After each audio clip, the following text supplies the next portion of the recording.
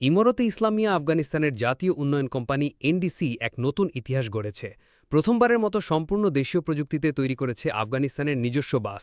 দৃষ্টিনন্দন এবং অত্যাধুনিক এই বাসের উদ্বোধন করেন তালেবান সরকারের উপপ্রধানমন্ত্রী মাওলানা আব্দুল গনি বারাদার।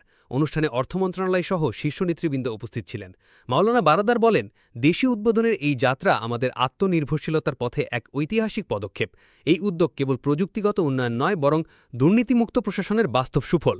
তিনি আরও জানান, আমরা বিশ্বাস করি যদি প্রশাসন সৎ হয়, দেশের সম্পদ সঠিকভাবে কাজে লাগানো হয়, তবে কোনো বিদেশি ঋণ বা সহায়তা ছাড়াও জাতিকে উন্নয়নের পথে এগিয়ে নেওয়া সম্ভব।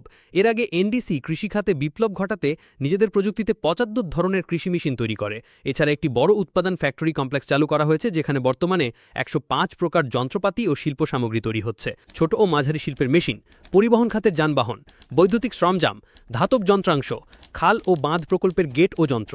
তালেবান সরকারের মতে এসব প্রকল্প বাস্তবায়নের মূল কারণ হল প্রশাসনে ব্যাপক স্বচ্ছতা এবং দুর্নীতির বিরুদ্ধে কঠোর অবস্থান।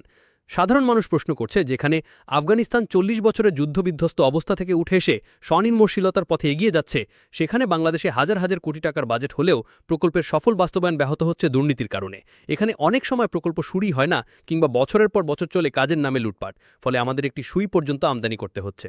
আফগানদের এই অগ্রগতি আমাদের জন্য একটি প্রশ্ন রেখে যায়, যদি আফগানরা পারে, তবে আমরা কেন পারি না?